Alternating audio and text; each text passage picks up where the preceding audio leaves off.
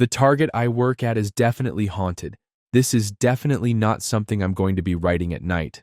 Honestly, I don't really want to write about it at all, but it just seems like everyone tells their story in some way or another. That, and the darker side of me says it's just too cool of an experience not to. Cool meaning like once in a lifetime kind of scary. So take that as you will. So let me start with the gruesome history of the land which, for good reason, I think is cursed and causing the things I'm about to tell you.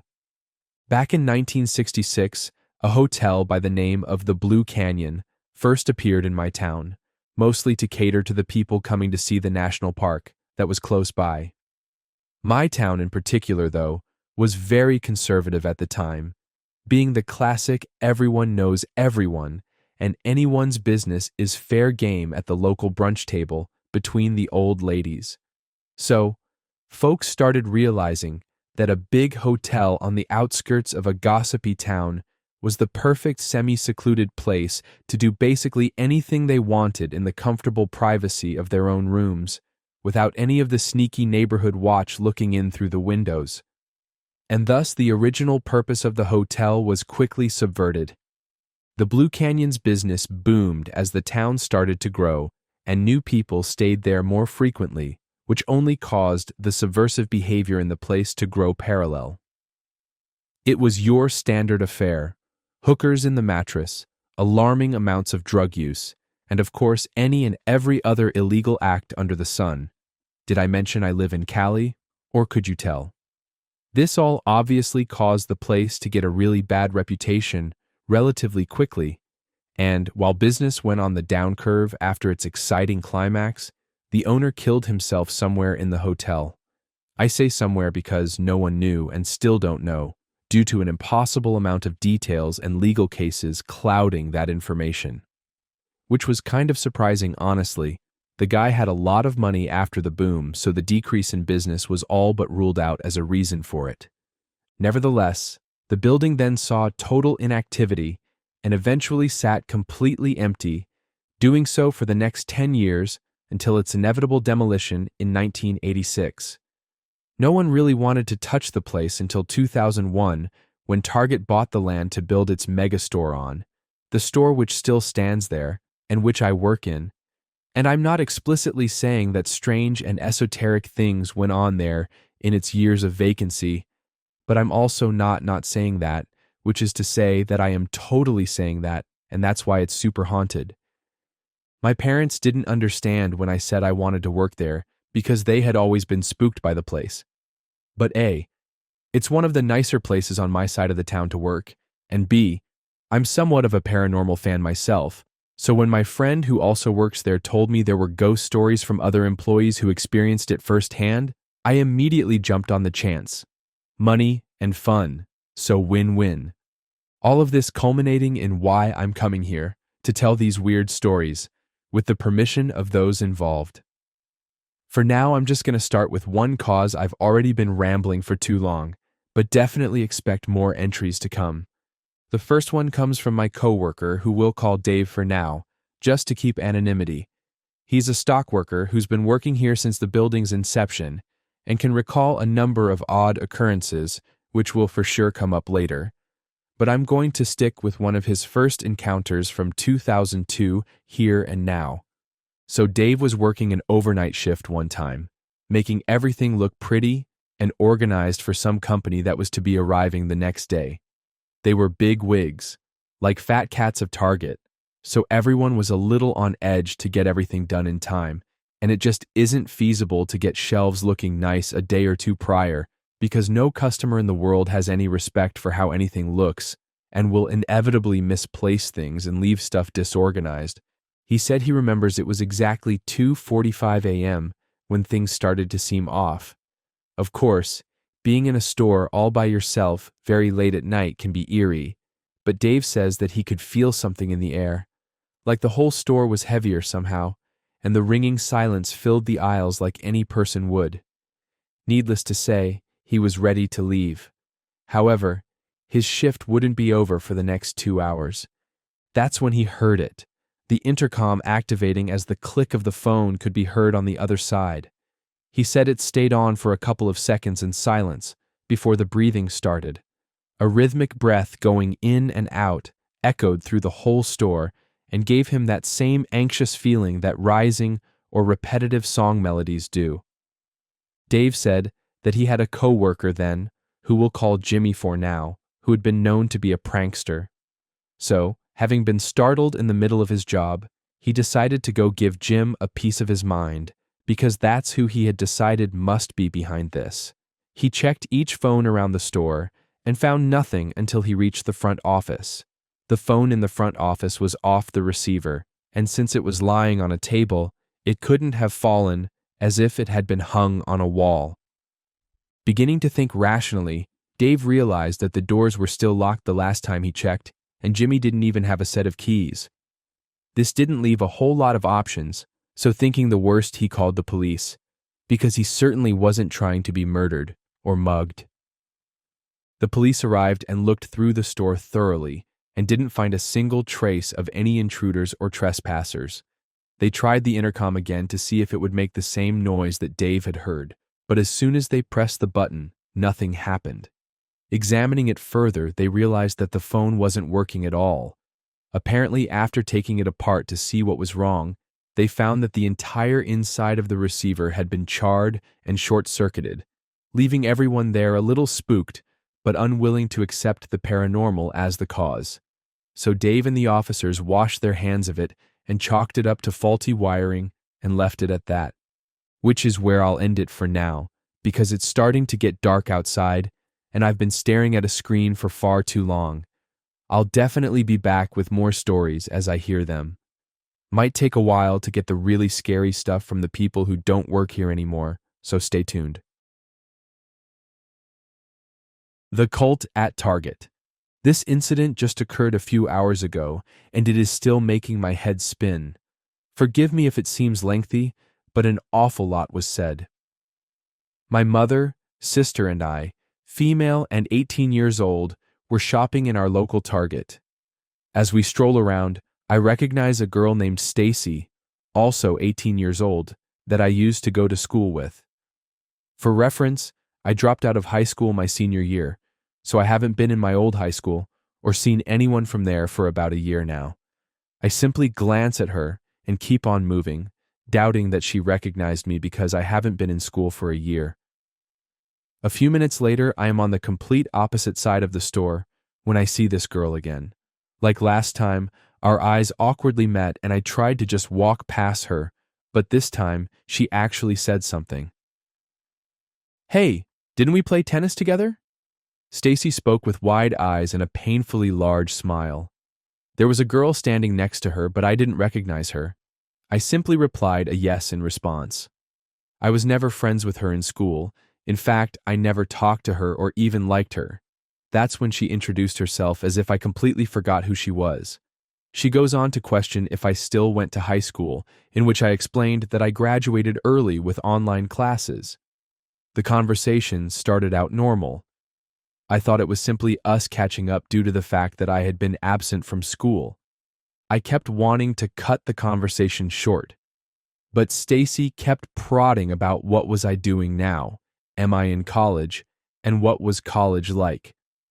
Harmless questions, in fact. I didn't mind answering her questions. Then the conversation took an unexpected twist. Stacy somehow weaseled the conversation into one about God and Christianity. For reference, I do consider myself a Christian, but not one of those hardcore ones who are constantly spewing Bible quotes at strangers. She asks if I attend church, to which I responded with yes. Her eyes became even wider, and her smile even bigger. Her whole mantra of God sounded like this. Back in my high school days, I was always partying and being so happy. But that was all fake, and no one knew that I was actually pretty sad. That's when I found this church that showed me God's way and His undying love.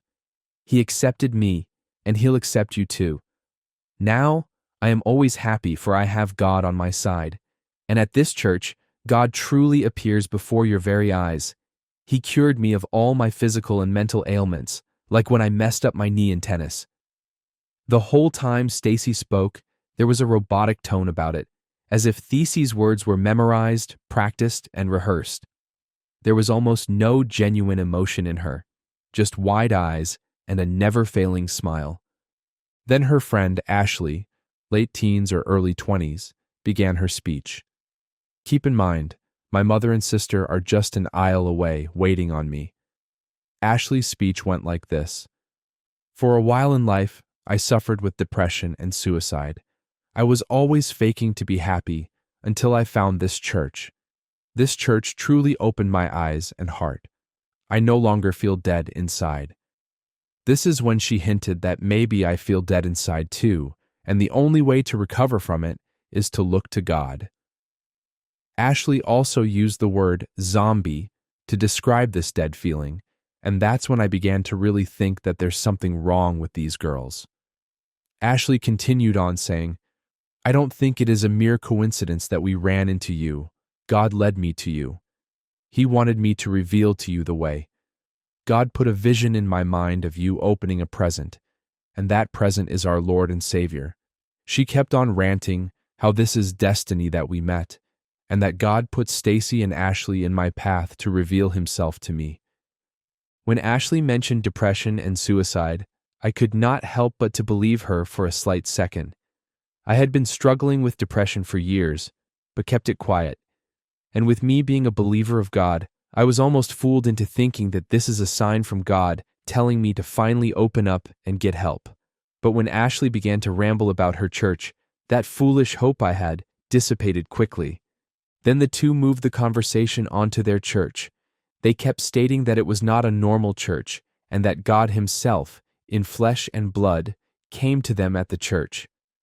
They informed me that God came to them to heal them of misery and grief. Ashley then pulled out a business card, which had the church's email, a Bible quote, and her personal phone number. Before the anticipated departure, they kept saying how cool I am, and that they are glad that they met me. Then we finally parted ways. I remember my legs being extremely weak when I walked away. That's when in mind it clicked. Are they a part of some cult? Their mannerism and behavior seemed too scripted to be real. That's when my sister found me and answered my suspicions. Apparently, before I had to endure that 10-minute chat with Stacy and Ashley, my sister overheard the girls were having the same conversation with another girl on the opposite side of the store. So this was all scripted, and it was their way of luring and persuading strangers to join their church. I realize now how they do it too. To reel me into their discussion, they discussed my absence from school and experience in college. To reel in the other girl they talked with, they started by complimenting her outfit and inquiring about her artistic hobbies. I wonder how many people they ended up talking to, and if they were just walking around the store, hoping to find easy targets to talk to. I have so many questions, and that's what bothers me the most about this. And being the somewhat religious person that I am, their talk of God unnerved me. It is sort of humorous to think of now, simply because I think crazy God lovers are comical, but I'm still bewildered. If you have any information about how cults operate and how they coax people into joining them, please let me know. Does this incident sound like cult members trying to spread their message, or harmless teenage girls simply spreading the love of God? If you have any other questions about what occurred in my interaction with them, please ask. Also, it's possible that I will see Stacy again because she is attending my college next semester. Although Stacy and Ashley seemed harmless and just overly excited about God, I honestly hope that we never meet again. If you see a Target store in rural Appalachia, keep driving. One day, while typing away on my computer, I got a call from my sister Anna in the middle of the workday. This was unusual because we weren't particularly close, and usually only talk a few times a year. From the second I picked up, I knew something was wrong. "Adelia?" she asked, sounding stressed. "Yes," I answered. "What's going on?" "It's our Uncle Jim. He fell again." I sighed. My Uncle Jim and I were very close when I was growing up. He stepped in to help my mom with Anna and I after our father died, and was the only father figure I knew. Up until last year, he was very healthy, at least for a 70-something man who'd smoked since he was 14. About a year ago, he fell off a ladder one day while painting his living room, and his mobility never fully recovered. He'd fallen earlier in the month and sprained his wrist. He also had his electric shut off a few months back due to forgetting the bill. He seemed to be losing his self-sufficiency bit by bit. I know you don't want to hear this, but I think it's time we started looking at nursing homes for him, Anna said. I shook my head. No, we can't do that to him. He doesn't want to leave Rex in some dog shelter, and he loves his gardening. He would also hate being stuck in some room all day. Adelia, he wouldn't be stuck in a room all day. They have activities. He could make friends there. No, we'll figure something else out, I cut her off, determined to make her see my point. I care about him too, and I'm not happy about this either, responded Anna. But I'm scared that if we don't do something soon, he's going to end up seriously hurt, or worse. What about hiring a home health aide? I asked. I've already looked into that. Pickings are slim around here on his budget, and so far I haven't been able to find anyone. I'll do it, I volunteered without thinking. What? Asked Anna, sounding surprised. I'll move back and be his caretaker. My job's remote, and I can clean out the extra room at his house to stay in. Are you sure? She asked. I know you've been doing really well in Louisville. I love it here, I admitted. But I want to help Jim. It's the right thing to do. He was always there for us when no one else was. I mean, that's great, but aren't you worried about living in the same town as Chase? She asked. I sighed. The protection order's still in effect, and Jim has plenty of guns and a big dog. I think I'll be okay. Well, I gotta get off the phone, but if you're serious about this, I can talk to Jim. I am, I responded. After ending the call, I sat there in shock. I knew I wanted to be there for Jim, but I couldn't believe I was moving back to the small West Virginia town I had to flee just 4 years ago. I spent the next 2 weeks packing my things and tying up the loose ends of my brief stint in the city. I knew I would miss it. While a lot of my friends craved the wide open spaces, farmland, and light traffic of smaller towns, I felt nothing but dread the second I left city limits. I'd enjoyed growing up in the small town, but as I got older, the facade of it being a safe and quiet place began to disappear. Things seemed to get really bad when a local factory closed, leaving many people out of a job. Drug use was also rampant in the area, and an increase in theft and property crimes followed. Small businesses closed due to the lack of income, and it was generally accepted that anyone who didn't move away would likely spend their lives in poverty. The lack of employment wasn't the only reason I left. I was a freshman in high school when I met Chase, who was a senior. I quickly fell for him and moved in with him immediately after graduation.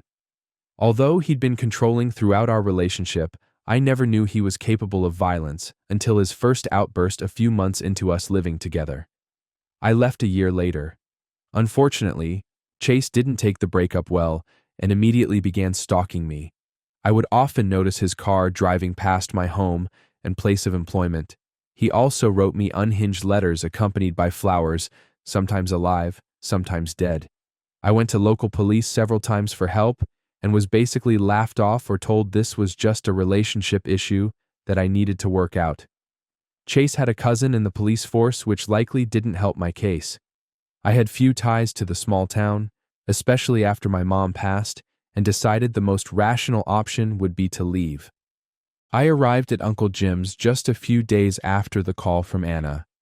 Anna and her husband stayed for a few hours to help me get settled in. Jim seemed really glad to have me around. As much as I hated to admit it, I could see why Anna was thinking about a nursing home. Jim would insist on doing everything himself, and within the first week there were a few fall scares and forgotten pots on the stove. Eventually, he started to feel more comfortable with me helping around the house, and seemed to enjoy having more time to just sitting on the porch with Rex. Even though I missed the city, I began to feel somewhat more comfortable at Jim's. I still felt a tad uneasy when I went into town, though, because Chase still lived locally. More than anything, I found myself getting bored. I didn't have any real friends here and there wasn't much to do.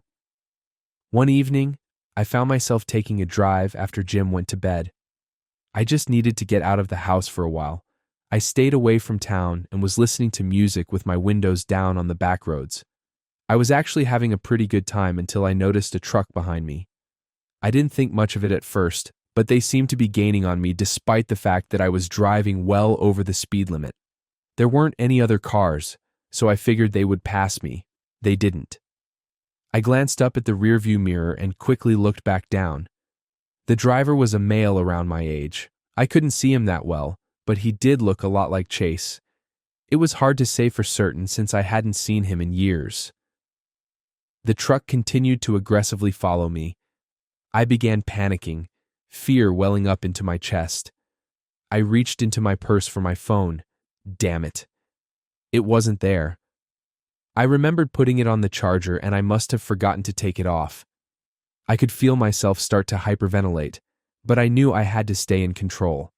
Abruptly, and without thinking, I took a sharp right turn onto a single-lane dirt road. Despite it being dark, I turned off my headlights and sped forward. I took a few random turns, one left, one right, then another left. Luckily, I didn't see any sign of the truck once I turned off. I began to wonder if I overreacted. Maybe it wasn't Chase after all.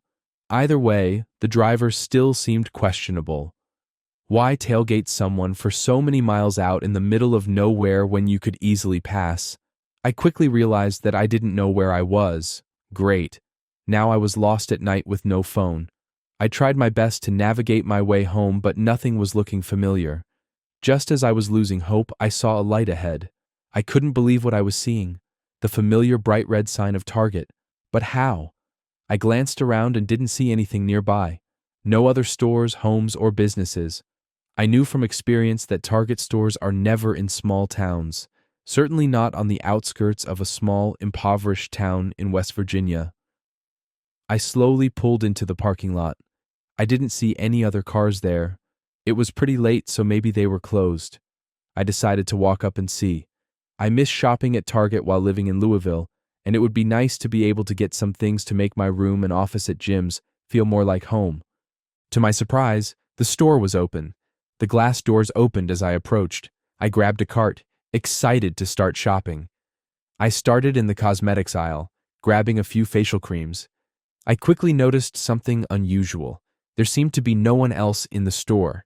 I didn't see any customers or employees. I figured maybe they were just short-staffed and not busy this time of night. I also noticed there was no music playing overhead. The only sound I could hear was the light buzzing of the fluorescent lights. I continued to walk through the aisles and made my way to home decor. I saw a cute storage ottoman that would be a great fit for my room. When I picked up the box, I noticed it was covered in a thick layer of dust. I coughed. I glanced around and noticed a few items similarly covered. I continued with my shopping, albeit slightly annoyed at the dust. I was looking at some containers on a lower shelf when I noticed black shoe prints on the ground. This place wasn't very clean for a Target, but I shrugged it off. I would need to get used to things being different here. I remembered that Jim had mentioned needing some more ibuprofen, so I decided to take a look at the medical aisle. I was grabbing a box of ibuprofen when I noticed a row of nebulizers. While I wasn't surprised to see this in the medical aisle, I was shocked at how many types they had and how much of the shelving they took up. The first few rows consisted of ones I'd seen before when my mom was in the hospital. But as I glanced down, I noticed more unusual-looking medical devices. They looked vaguely familiar, like maybe I'd seen them before in an antique store. Some looked brand new, while others were rusted and covered in dust. I also noticed a bunch of oxygen tanks further down the aisle. Like the nebulizers, some looked brand new, while others looked like they were decades old and worn. Nothing in here made sense. Why would a Target have all of these oxygen tanks and vintage medical supplies? Was it even safe to store the oxygen like this? I paused and picked one of the older-looking breathing machines up. As I tilted it, a black liquid spilled out. I dropped it and wiped my hand on my pants, cussing to myself. I started getting a bad feeling. I was in a strangely placed Target on the outskirts of my hometown that appeared to have no one else in it, but did stock strange items that don't belong in Target. I started to wonder if maybe the store was abandoned.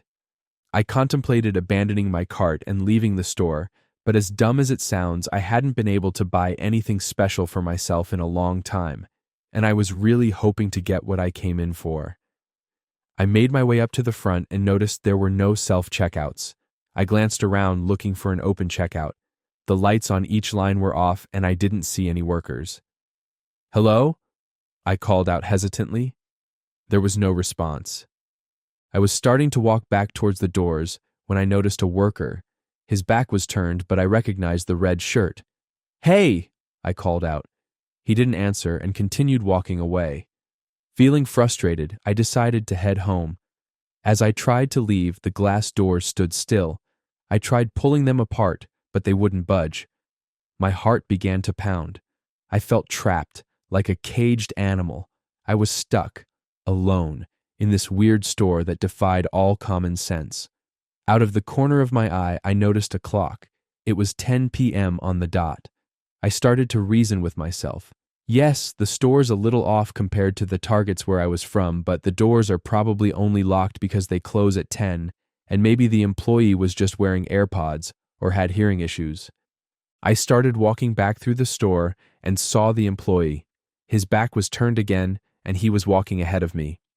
I continued to try to call out to him with no response. Finally, I got close enough and tapped him on the shoulder. He turned his head to reveal a blank canvas of skin with no facial features present. This person, or whatever it was, has no eyes, mouth, or nose. I jumped back in horror and ran. I ran further into the store, not stopping to look back. I couldn't believe how big the store was.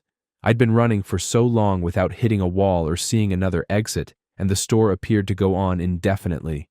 I noticed that the light was becoming dimmer and dimmer as I went forward. It was almost in the dark by the time I stopped running. The setup and merchandise of the store was becoming less and less familiar as I went further in. The aisles in the darker section of the store were filled with bags of coal, rusty-looking gas masks, and a variety of tools that looked decades old. I noticed that I was hearing faint noise, footsteps, and hushed voices. I glanced around to see that there were other people in the store. At first I felt relieved, especially when I saw they had faces, unlike the employee. But then I noticed something was off. All of the people were covered head to toe in a sort of black dust. They were also dressed in clothing that looked over 50 years old. Some wore gas masks, others didn't. A few had headlamps. I knew coal mining was a big industry in West Virginia, but nothing here looked modern. One of the men turned to look at me. His eyes widened and he began sprinting towards me, steel pick in hand. I ran but tripped, and he quickly caught up to me. He was hovering over me, and I was certain the pick would soon be crashing into my skull when another man pushed him away, and I took off. At this point, I was so deep in the store that it was pitch black. I saw people walking around, but tried to avoid being noticed. I saw a faint light towards the back of the store. It was a cave with people surrounding it. The entrance glowed orange like a fire was lit. I hid behind a shelf and tried to figure out what they were looking at. Someone emerged from the cave and an empty minecart followed in tow. A man walked up to it and began emptying huge bags into it, the contents of which crashed against the walls of the trolley. I could see the outline of the last few bits coming out of the bag. Bones. I stood there frozen in terrified silence watching this strange ritual play out. Little did I know, it would only get stranger. I heard loud footsteps and the floor vibrated beneath my feet. I could see a shadow from within the cave. It appeared to be hunched over, as if it was too tall to stand up straight in the cave. As the figure emerged, I could see it was humanoid in shape and stature, but had a generous display of antlers. I remember Jim telling us kids legends about wendigos in the area. He claimed to have encountered one while hunting. I didn't believe him at the time, especially with his track record of telling tall tales. but there was nothing else that could describe what I was seeing. The Wendigo let out what I can only describe as a demonic screech. It spoke in a low, distorted voice. "I need more!" it yelled. The man standing next to the trolley said something in a quiet voice that I couldn't make out. The Wendigo lowered its head, so it was eye level with the people standing there, and snarled, causing a few of them to jump back. It then retreated back into the cave. "What the hell?" I whispered. Just then, a hand covered my mouth. I turned around and noticed it was the same man who pushed the guy who attacked me earlier. His skin was hot to the touch, almost burning my lips. I tried to scream, but he tightened his hand around my mouth. He whispered to me, "You need to stay quiet, or you're going to end up in that minecart. If you keep quiet, I'll help you get out." Apprehensive, I nodded. He took his hand off. He glanced around and motioned for me to follow him. He pulled me off into an aisle as there were a lot of people walking back from the cave. "We need to give everyone a few minutes to clear out before looking for the way out," he said. "There's a janitor's closet up front. We need to make a beeline for it and stay as quiet as possible. Got that?" I nodded. We were able to get into the closet safely. The man lit up some archaic-looking lantern, and I was able to see his face for the first time. He looked to be late 20s and was covered in soot like the others. Despite his gritty appearance, he had kind-looking eyes. What is this place?" I asked, stammering. The man chuckled. "It's whatever you want it to be. For some, it's a bar, others a casino. Hell, I've even seen it be a strip club." I gave him a confused look. "Look, I don't have time to go into all the fairy tales and lore behind this place, but it's basically the perfect storm of cryptids and angry human spirits," he explained. "West Virginia hasn't treated its people so well for a long time, and hasn't treated the environment much better. When you have hundreds of people dying an early and ugly death because of unsafe working conditions, their spirits tend to stick around. The cryptids weren't happy with their land being invaded either, so we teamed up, and here we are. The cryptids require so many human sacrifices each year in order to maintain their alliance with the human spirits. The human spirits are happy to pitch in because most here are full of rage and want revenge on the people living now for enjoying the fruits of their labor," I stated at him. "My name's Andy, but the way," he said casually. "So this place is like a live trap for humans?" I asked. Andy nodded. "Pretty much. People who happen to pass by see something that would draw them in, like moths to a porch light." I felt embarrassed I fell for thinking a target would be in the middle of nowhere. "Were you a coal miner?" I asked, trying to wrap my head around this. Andy nodded. "Yeah, I died way before you were ever born." "Was it a collapse?" I asked. "No, it was lung complication," he responded. "Wait, so if all the human spirits here are angry and need sacrifices, why are you helping me?" I asked. Andy shrugged. "It all starting to lose its luster for me. Don't get me wrong, I'm angry I died so young, especially because my daughter wasn't even 2 yet. But making other people suffer a worse fate isn't going to change how my life turned out. When it's just drunken assholes walking in here hoping to cheat on their wife, I don't feel so bad. But you look like you have your whole life ahead of you." Andy and I talked for a while, waiting for the others to clear out. Andy told me that once daylight hits, the target will disappear. If I'm not on the outside, I'll be stuck hiding in here until I'm caught and sacrificed. At some point in the night, I heard a distant scream. It was definitely a human being killed. I could tell Andy tried his best to act like he didn't hear it and to distract me, but I knew what I heard. About an hour after we got to the closet, Andy opened the door and looked around. "It looks like the coast is clear," he said, smiling. "But where's the way out? The door was locked." "You have to go out the same way you came in. The laws of reality still apply to the door you entered through.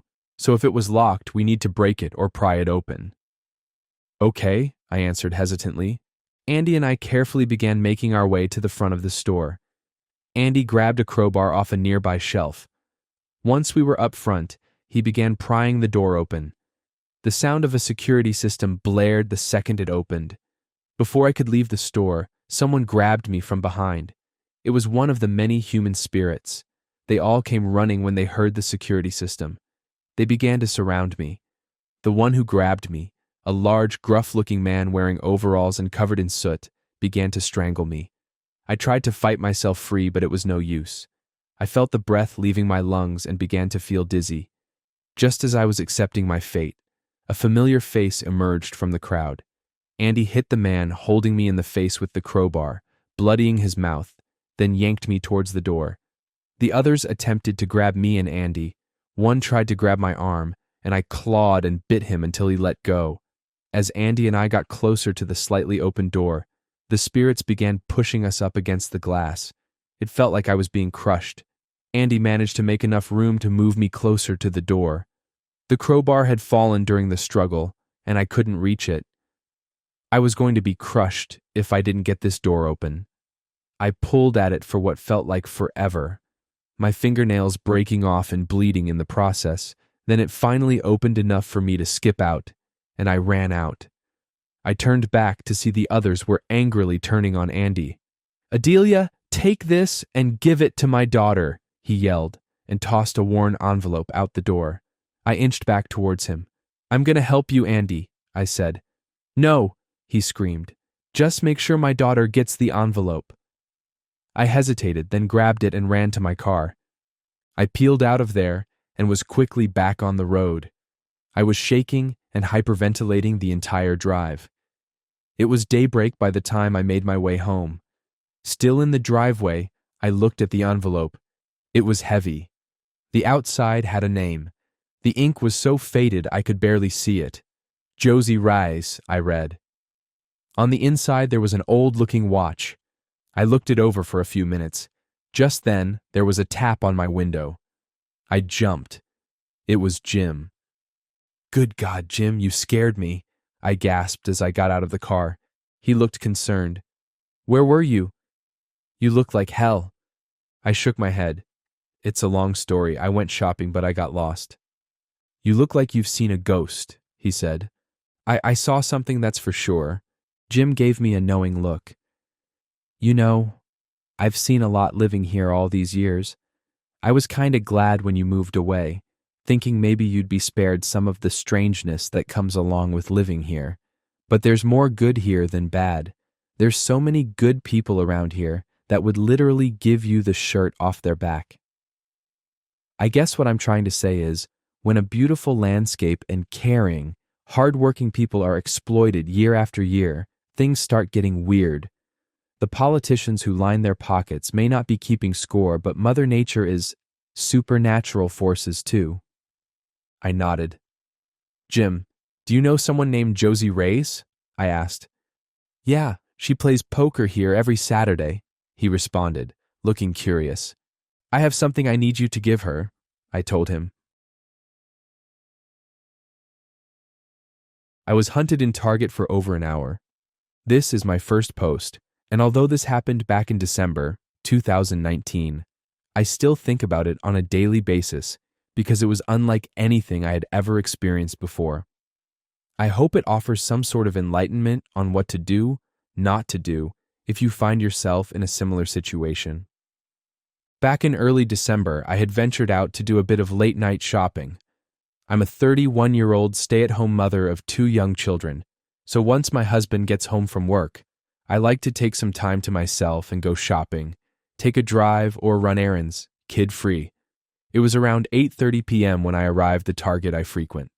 I'm by no means a paranoid or anxious individual, but I have attended several seminars in college on human trafficking and have done plenty of research on my own learning to identify red flags and what precautions to take when out in public alone, especially at night. I carry several self-defense items on my person at all times: kabuton, alarm, and universal handcuff key, just in case. I parked directly in front of the store, next to a cart caddy, and took a mental note of the vehicles parked nearby again, just as precautions. I was taught at an early age to always be observant of your surroundings, and being a control freak just naturally makes you that way. Nothing seemed out of the ordinary that night, and the parking lot was actually quite empty, most likely because it was a weekday. As I entered the store, I began browsing like usual, following the natural flow of the store departments, following the main aisle around. I had been browsing for only 10 to 15 minutes when I noticed a young gentleman, mid-20s. He was tall, skinny, dressed in a dirty gray two-piece sweatsuit and brown work boots. He looked over at me, I smiled and said hello, but his facial expression was blank. He looked like he may have been high on something by the look in his eyes, but he didn't seem to care for my gesture, and he quickly moved on. At first glance, there was nothing in particular that alarmed me about him, except I took notice at the fact he was just wandering down the main aisle with no cart or basket, hands in his pockets, and didn't seem to be with anyone. I continued shopping with no second thoughts and made my way to the next department. Several minutes had passed, and that's when I noticed a second young gentleman wearing the same gray sweatsuit and similar pair of work boots. Again, no cart, no basket. He too glanced at me, then quickly darted his eyes away when he realized I was looking directly at him. I became a bit more alerted, but still remained composed and continued on browsing. Another 15 minutes or so passed, and that's when a third older man caught my attention. And you guessed it, same gray sweatsuit and work boots with no cart, no basket, just his hands in his pockets. I assumed they were in some sort of work uniform, maybe construction workers. But why weren't they walking around together, and why didn't they have any items to purchase? At this point, it was difficult to focus on browsing. I had a bad feeling about these three men, and it became clear that something was a bit off. Over the next 20 minutes or so, I felt as if I was being monitored by the three of them, as if they were all communicating my whereabouts as I continued to make my way through the store, because each department I entered, it didn't take long for me to notice one of the three men pass by whatever side aisle I happened to be in, making their presence known to me. I stayed completely vigilant while trying not to panic or allow my suspicions to overwhelm me. Something about their presence felt very heavy and dark, so I decided to test their intentions, to prove I wasn't overthinking the situation and my bad gut feeling was valid. I began picking random aisles and traveling back and forth between departments in a very unorganized and random fashion, to see if the men would continue to pass by me as frequently as they had been. With every aisle I popped into, it was just a few minutes later, one of them would make an appearance. Staring me down as they passed by, it felt as if I was being surrounded like a wild animal, hunted, even. They were no longer trying to be conspicuous, which was the scariest part of it all, and everything instinctual was screaming at me to get out of there. I gripped my cart so tightly and figured if they got too close, I could use the cart to push them away, or at least create distance between us. By this point, I had been shopping for about an hour altogether, maybe a bit over, and was ready to purchase my items, but honestly, I felt too uncomfortable to continue browsing even if I wanted to. The men had been following me all that time, and I was becoming more annoyed, if anything. The store was pretty empty around this time, one of the main reasons I like shopping at night, but that made this particular situation even more unsettling. Two preteen girls were wandering around by themselves, which quickly caught my attention because the men had bypassed them making similar advances, but the girls were seemingly oblivious, so I quietly got their attention and asked them to go find their parents and stay with them, trying not to freak them out. The mother in me was in full-on protection mode. I couldn't imagine having my young children with me on this night. Thank God they were home safe and sound. As I made my way to the checkout, I noticed one of the men coming up from behind me, walking at a quicker pace this time, so I immediately stopped and turned to lock eyes with him as he approached. I will never forget the darkness in his eyes. An eerie smirk formed on his face as he nudged my shoulder, continuing to stare me down, walking backwards to hold his sinister gaze as he exited out the store. I had lost sight of the other two men, and I hated the uncertainty of it all. He made his message clear in that very moment.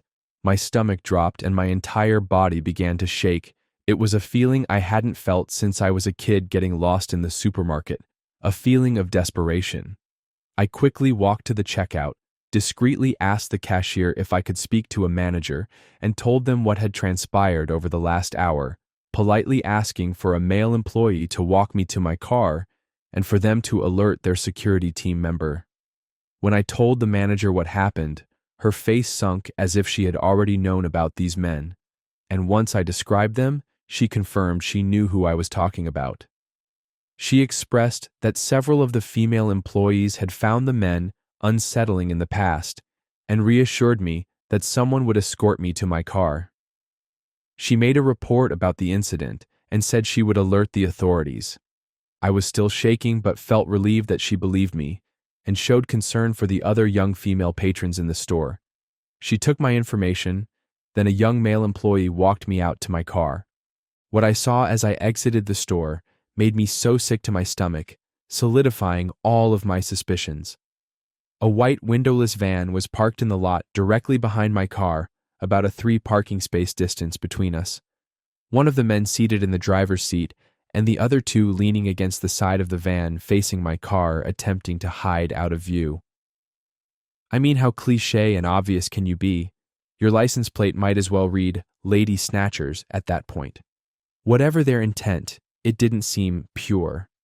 I pointed them out to the male employee and said, "There they are," which then prompted the men to scurry into the van and speed out of the parking lot without hesitation. I truly don't know what would have happened if I walked out to my car alone, and I'm so freaking grateful I made it home safe and sound and lived to tell my story. Over the following week, I had heard there were several abduction attempts in the shopping center parallel to that target, and I'm almost certain it was the same individuals. To the 3 matching sweatsuit creeps, let's not ever meet again. I think I'm going to quit my job at Target. I work as a cashier at my local Target. It is in a pretty busy area of my city, where many businesses and a strip mall surround it, so we get quite a lot of business. I'm a high school junior, so I've been working there for about 3 months to pay for my car. Nothing that out of the ordinary has happened so far, except for an incident where an unclothed man decided to go on a jog, but that's a different story. Anyways, this incident occurred just last week, and I have contemplated quitting ever since. I was working a little bit later that night. It was around 8:45 p.m., and it was getting dark outside. There were only a few people shopping since it was late, so I was sitting at the counter trying to hide my phone from my manager as I checked it. My manager shouted that she needed assistance in the back stockroom, so my coworker went with her, and I was the only one left up front. I sat, bored. I debated heading over to the little food court and getting a bag of popcorn, but my thoughts were interrupted by the sound of the doors opening.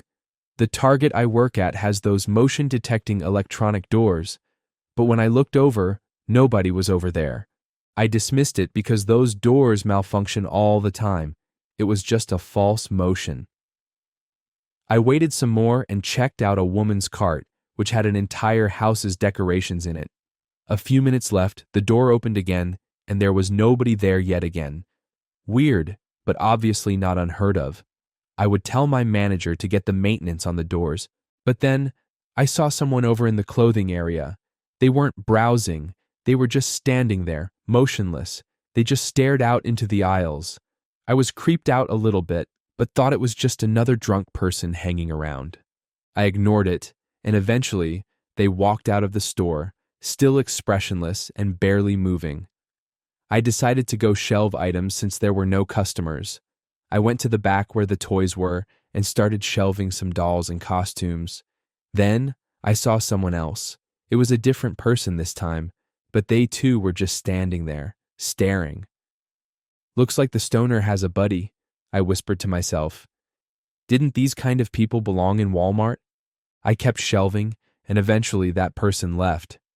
I finished shelving and went back up front and had partial view of the food court area, and I saw the guy running the kitchen just sitting at the counter, staring at nothing. What the fuck? I thought. I knew Steve, and he wasn't a stoner. He was actually the type that would rat you out if you did weed behind the building. I walked over to the counter. "Steve?" No answer. "Steve, are you okay?" No answer.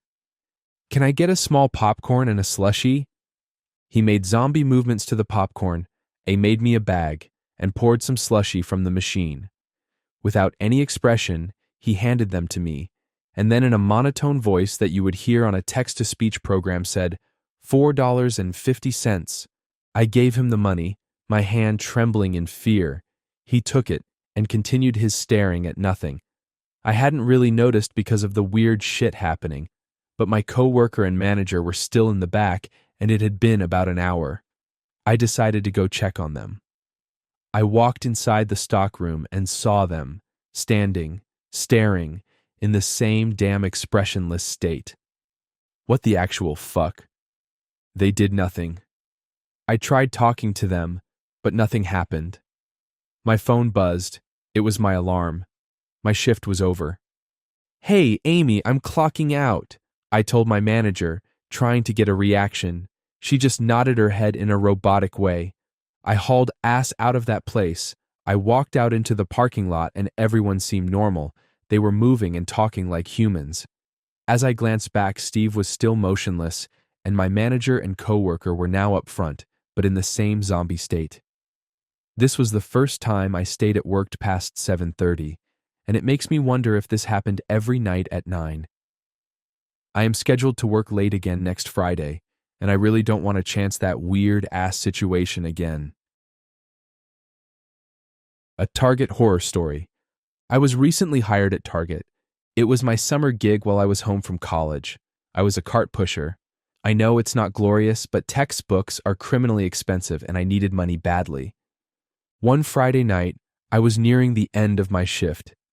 It was 11 p.m., and I was scanning the parking lot one last time for any carts. That's when my walkie went off.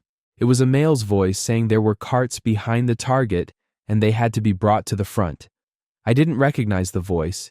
It was a deep male's voice, but I just started working there 2 weeks ago, so I didn't actually know everyone. I figured it was the night manager or someone covering a position. I said, "Yeah, I'm on it," and started heading to the back of the Target. When I got there, I didn't see any carts, just an empty back lot with a few light posts. Strange, I thought. I took out my walkie and said I didn't see any carts back here. "They're by the grass near the woods, propped up on the curb," the walkie said. That's when I got a strange feeling in my stomach.